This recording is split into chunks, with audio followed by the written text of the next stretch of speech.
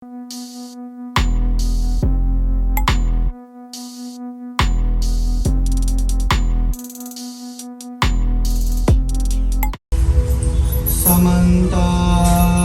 चक्रवालेषु अत्र गच्छन्तु देवता सदामन्निराजस्य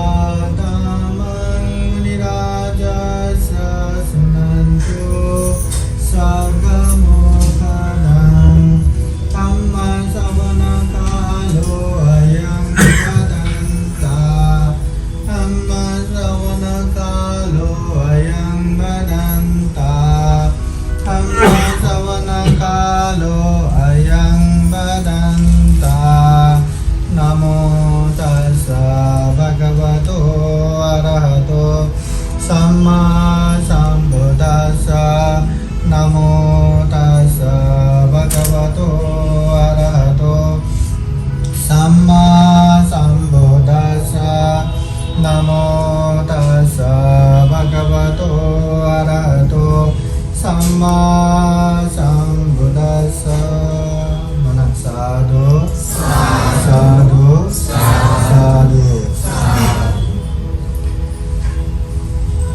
आज विशेषतः रणबीर परिवार की तरफ पूजनीय भिक्षु संघ को निमंत्रण करते हुए अपने घर में वास्तु शांति के लिए, गृह मंगल के लिए विशेष ये बौद्ध विधि अनुसार हम ये कार्यक्रम कर रहे हैं।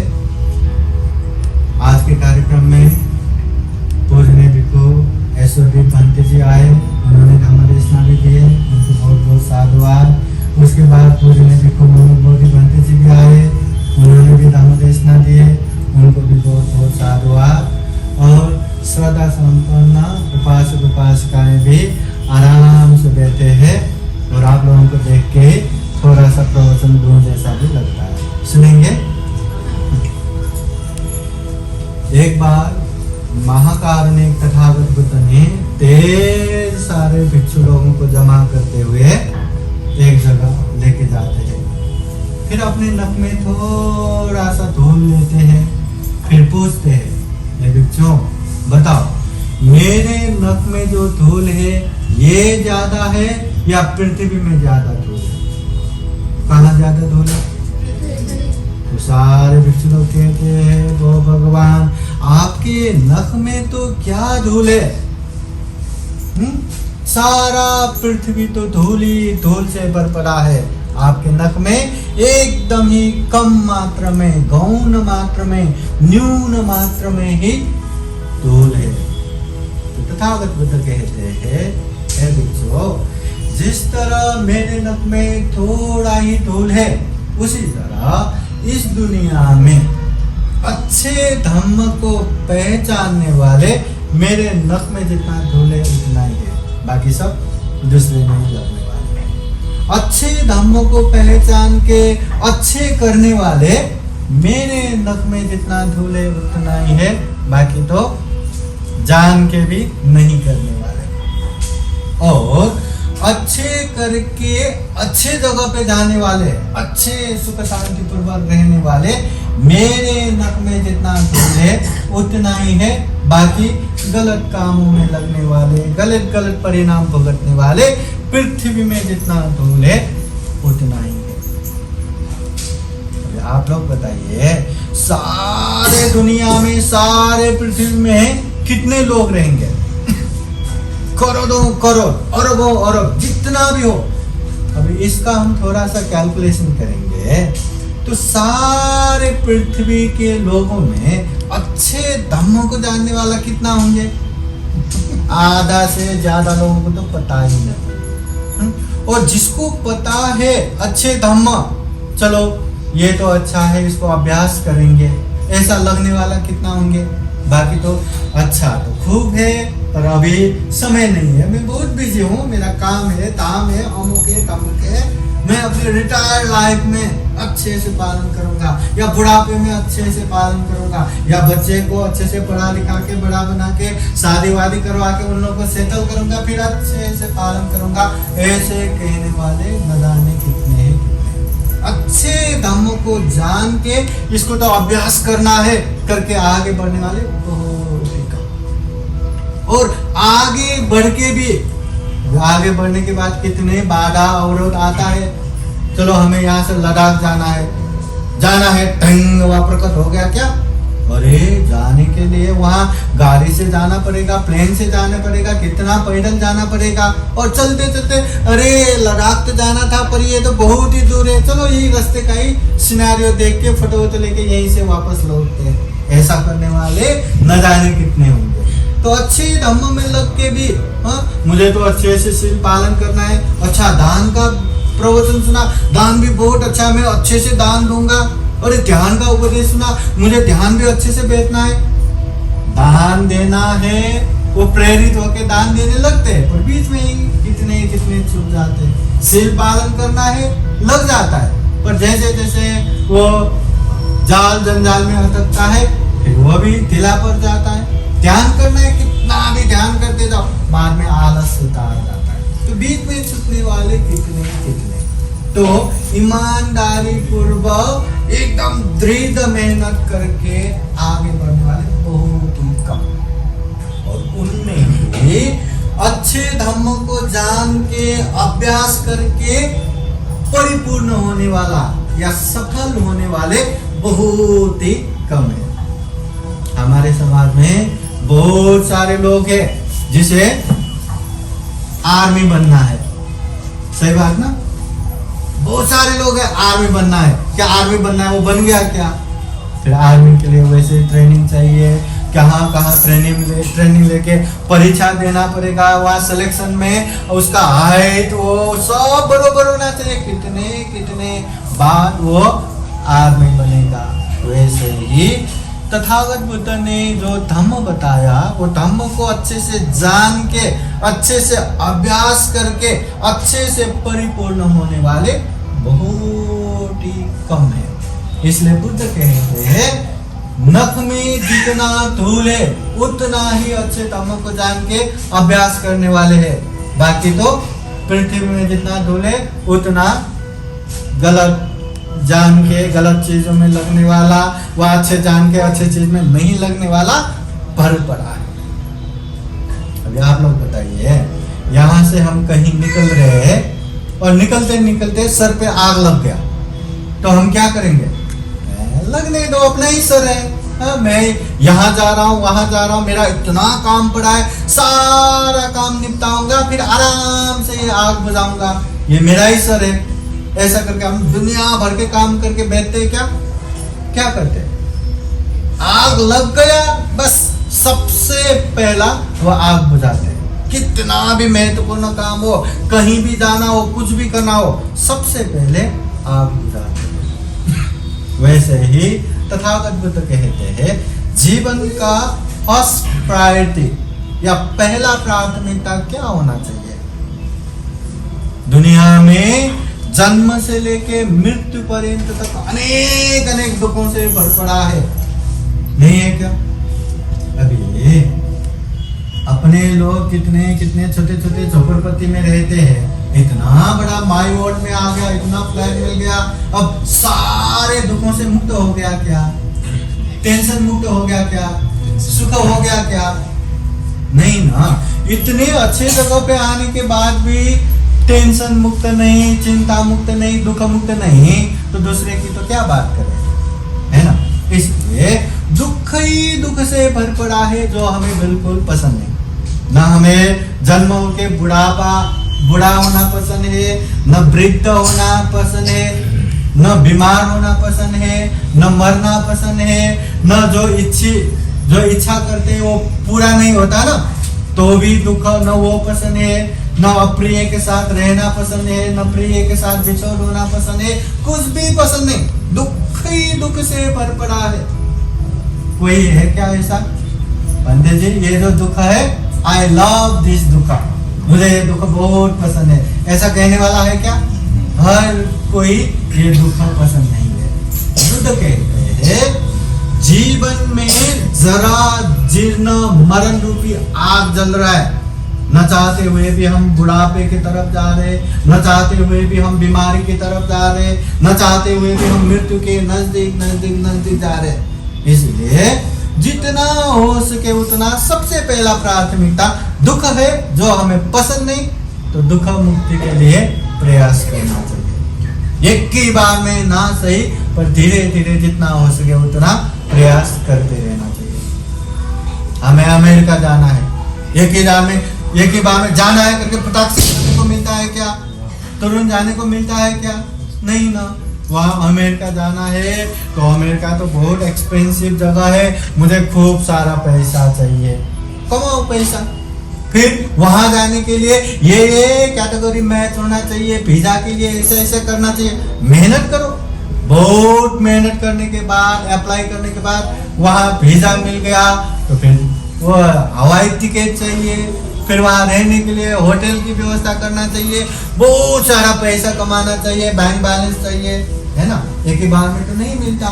वैसा ही हमें सुगति प्राप्त करना हो, निर्वाण प्राप्त करना हो, चलो अभी मैं सब कुछ छोड़ता हूँ और निर्वाण की तरफ जाता हूँ, क्या तुरंत मिलता है क्या? नहीं, उसके लिए भी समय लगता है। इसलिए जब भी मौका मिले ढेर सारा पुण्य हमें करते करते आगे बढ़ना चाहिए। बुद्ध कहते हैं पुण्यं चे पुरुषो कैला, इंसान को पुण्य करना चाहिए। पुण्य बोले तो धम्म बोले तो कुशल कर्म, कैला थे तंग पुनः पुनः बार बार बारंबार करना चाहिए। तम्मी छंदंग कैला, तो पुण्य करने से क्या मिलेगा? ऑफिस करते हैं सैलरी मिलता है ना, काम करते हैं पैसा मिलता है, तो ये पुण्य करने से क्या मिलेगा? तो बुद्ध कहते हैं सुखो पुण्य से उच्चयो, उच्च प्रकार के सुख मिलता है, महान सुख मिलता है। इसलिए हमें पुण्य करना चाहिए, करते रहना चाहिए, चाहे वो दान देने में हो, चाहे शील पालन करने में हो, चाहे ध्यान भावना करने में हो। तथागत बुद्ध कहते हैं दानम ददन्तु श्रद्धाय, श्रद्धा पूर्वक त्याग चित्त से दान दो। जिसके पास है के हिसाब से दान दो, जिसके पास नहीं है के हिसाब से दान दो। और कुछ न मिला तो अपने भोजन से एक निवाला भी निकाल के दान दिया ना, बहुत सारे कीट पतंग के लिए आहार हो जाता है। इसलिए अपनी कैपेसिटी, क्षमता देख के दान देना चाहिए। फिर शीलं रखंत सर्वदा, हमेशा शील पालन करो। जिस घर में ये 5 शील अच्छे से पालन होगा वहाँ अशांति नहीं होगा, कलह नहीं होगा, गारंटेड नहीं होगा। अगर अपने घर में अशांति होता है, कलह होता है, तो समझ लेना ये 5 शील पालन करने में कहीं ना कहीं हमारा चूक हो रहा है, भूल हो रहा है। ये 5 शील, हिंसा नहीं करना, चोरी नहीं करना, व्यभिचार नहीं करना, झूठ नहीं बोलना, नशा पता सेवन नहीं करना, ये 5 शील अच्छे से पालन किया तो जीवन में सुख शांति नहीं होगा। ये मैं नहीं कह रहा हूँ, बुद्ध वाणी है, तथागत बुद्ध का उपदेश।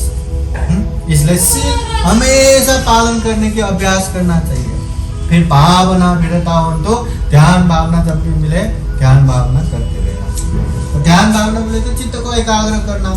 अभी ये भी तो ध्यान भावना ही है। कितने समय से हम यहाँ बैठे, अगर ये कार्यक्रम ना होता, बनते लोग ना आते, तो इतने देर तक एक जगह पे बैठते क्या? नहीं बैठते ना। इसलिए ये भी एक तरह से ध्यान भावना है, ध्यान भावना करते रहना चाहिए। ध्यान भावना करने से विशेषतः चंचल मन एकाग्र हो जाता है, सम्यक समाधि में लगता है, और जो अशुद्ध मन है वो परिशुद्ध हो जाता है। इसलिए ध्यान भावना करना चाहिए। अभी अंत में एक छोटा सा कि जीवन में बुद्ध धम्म संघ की शरण जाने से क्या तक मिलता है, एक शरण उपासक का एक छोटा सा आप लोगों को घटना बताता हूँ कि तथागत बुद्ध के समय में एक उपासक था जो हमेशा विहार में जाता था, जो भी अपने से बन पड़ता सब काम करता, सब सेवा करता, सब करके बैठा था। वो इतना बुद्ध के धम्म के संघ के शरण में जाते थे, इसलिए उसका नाम ही शरण उपासक। समझ रहे क्या? शरण उपासक हमेशा बिहार में जाना, भिक्षु संघ का सेवा करना, जो भी बिहार में काम है वो भी फटफट कर देना, सब श्रद्धा पूर्वक करते थे। बुद्ध धम्म संघ के शरण अच्छे से जाते थे, उसका नाम ही शरण। पर एक चीज, वो बचपन से नशा करता था, दारू पीता था, और एक बार दारू पिया तो कितना भी किया उससे छोड़ा ही नहीं गया। हमेशा उसको दारू तो एक तरह से जीवन का अंग हो गया। अब एक समय ऐसा आ गया कि वो शरण उपासक मर गया। अभी मरने के बाद बिहार में चर्चा हो गया, विशेष तो भिक्षु लोग भी अपने धम्म सभा में चर्चा करने लगे कि शरण उपासक जो हमेशा बिहार में आते थे, सेवा करते थे, वो गुजर गया, न जाने उनका क्या गति हुआ रहेगा। तो उस समय तथागत बुद्ध वहां आए और तथागत बुद्ध भिक्षु संघ से पूछते हैं कि भिक्षु क्या बातें चल रहा था। तो भिक्षु लोग कहते हैं कि हम शरण उपासक के विषय में बात कर रहे थे, इतना श्रद्धा रखने वाला शरण उपासक मरने के बाद क्या हुआ रहेगा, कहाँ पहुंचा होगा। तो उस समय बुद्ध कहते हैं शरण उपासक की फिक्र करने की जरूरत नहीं है, वो निश्चित रूप से सुगति में पहुंच गया, वो तो जीते जी श्रोतापति फल में पहुंच चुके हैं। और जो इंसान श्रोतापति फल में पहुंचते हैं वो कभी भी दुर्गति में नहीं जाता, निरंतर सुगति जाके निर्वाण पहुंचता है। तो वो श्रोतापति फल में पहुंच चुके हैं, इसलिए वो दुर्गति नहीं गए, सुगति गए। तो भिक्षु लोगों में शंका होता है, अरे हो भगवान, ये शरण उपासक तो दारू पीता है, और दारू पीना बोले तो पंचशील में भी एक अकुशल है, एक पाप हो गया। तो ऐसे अकुशल करने वाले शरण उपासक ऐसे कैसे श्रोतापति फल में पहुंच गया? शंका तो है ना। तो ऐसे शंका हो गया। एक बार महानाम शाक्य भी भगवान बुद्ध से आके यही प्रश्न करता है कि शरण उपासक ऐसे श्रोतापति फल में पहुंच गए, बोले ऐसे कैसे पहुंच सकता है, वो तो नशा करता है, अकुशल करता है। तो तथागत बुद्ध तब समझाते हैं, वो शरण उपासक में ऐसे वैसे श्रद्धा नहीं है, बुद्ध धम्म संघ के प्रति इतना दृढ़ श्रद्धा है बुद्ध धम्म संघ के प्रति।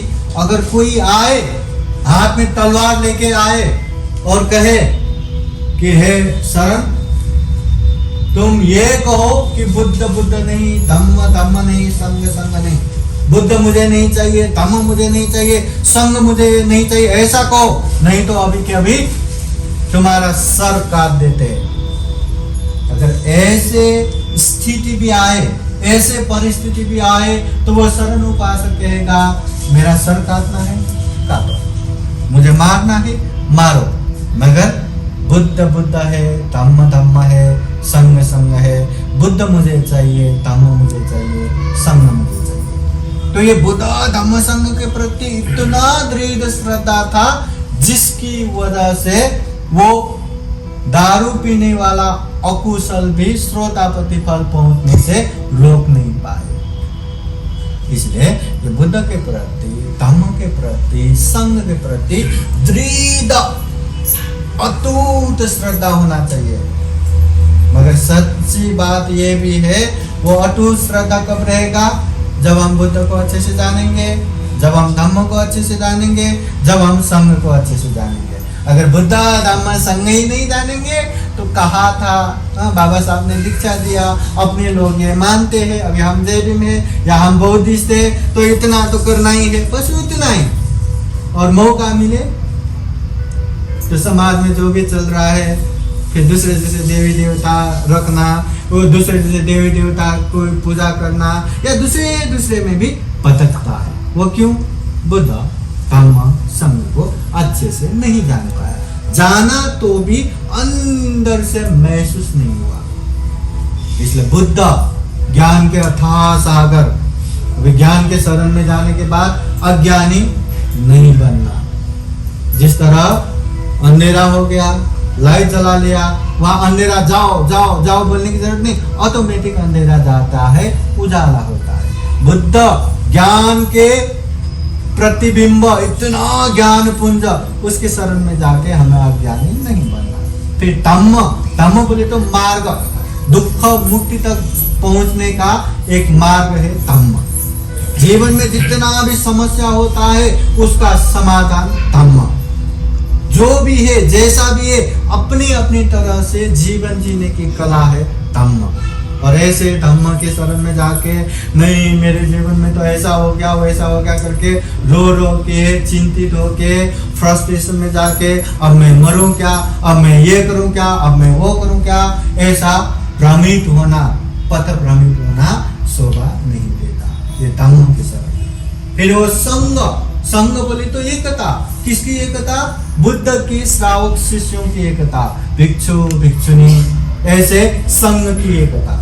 तो संग की शरण जाना, संग वो है जो बुद्ध धम्म अच्छे से जान के खुद भी अभ्यास करते हैं और लोगों को भी सिखाते हैं। आप लोग कितना भी धम्म में आगे बढ़ो, घर का अपना ड्यूटी है, अपना कर्तव्य है, पूरा नहीं लग सकता, मगर बनते लोग सारा घर बार सब कुछ छोड़ के इसी में समर्पित है। इसलिए जब भी जीवन में कठिनाई हो, समस्या हो, तो संग के शरण में है तो हमें अच्छे मार्ग निर्देशन देगा, हमें अच्छे से धम्म की बातें सिखाएगा।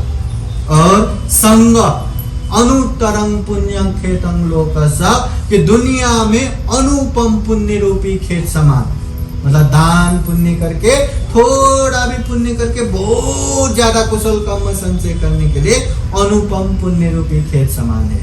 इसलिए ये श्रावक संग बोले तो आह नहीं हो, आह्वान करने योग्य है, पाँव नहीं हो, पावना के रूप में सत्कार करने योग्य है, दक्षिणे हो, दान दक्षिणा देके पुण्य संचय करने योग्य है, अंजलि करनी हो, दोनों हाथ जोड़ के वंदना करने योग्य है। ऐसे संग के शरण में जाने के बाद जीवन में कुछ भी समस्या हो, बुद्ध का राह दिखाएगा, धम्म का मार्ग दिखाएगा, ये संग है। इसलिए बुद्ध धम्म संग को अच्छे से जाना तो यकीन मानिए बुद्ध बाहेक, धम्म बाहेक, संग बाहेक दूसरे शरण की जरूरत ही नहीं पड़ेगा। इसलिए हम ये धम्म पालन गाथा में भी लेते हैं, नत्थि में शरणं अन्यं, दूसरा कोई शरण नहीं है, बुद्धो में शरणं वरं, बुद्ध ही एक शरण है। ये तेन सचवचन, इस सत्य वचन के अनुवाद से हो तुम्हें जय मंगलम, हमारा हमेशा जय मंगल हो। नत्थि में शरणं अन्यं, धम्मो में शरणं वरं, धम्म बाहेक दूसरा कोई शरण नहीं है, इस सत्य वचन के अनुवाद से हमारा जय मंगल हो।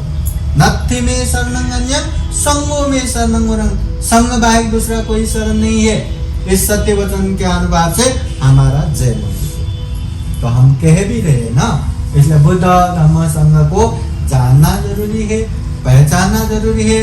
इतना बड़ा विरासत बाबा साहब ने देखे गया, इतना दुनिया के इतने अच्छे ये साइंटिफिक है ना, वैज्ञानिक और मानवतावादी धम्म हमें देखे गए।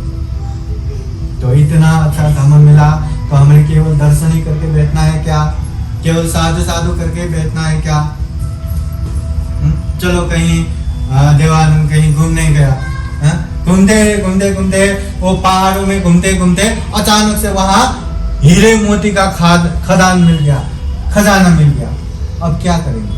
अरे मेरा नसीब इतना बड़ा खजाना मेरे आंखों से देखने को मिला, धन्य धन्य करके पंचांग वंदना करके वापस आना है क्या? या उसको ऐसे छू के लो, छूने को भी मिल गया करके ऐसे दर्शन लेके आना है? क्या करना है? अरे बाबा जितना मिला उतना तो लेके आना पड़ेगा ना, तब जाके हमारा कल्याण होगा। तो वैसे ही बाबा साहब ने जो धम्म का दीक्षा दिया, इतना हीरे मोती से भी बढ़कर बुद्ध रत्न, धम्म रत्न, संघ रत्न का ये दीक्षा दिया। अभी इतना बड़ा दिया तो बाबा साहब का विजयांश करके हम बैठेंगे तो दर्शन करके ही बैठेंगे तो हमारा कल्याण होगा क्या? अरे बुद्ध का इतना धम्म दिया, बुद्धं नमामि, धम्मं नमामि, संघं नमामि करके बैठेंगे तो हमारा कल्याण होगा क्या? बिल्कुल नहीं होगा।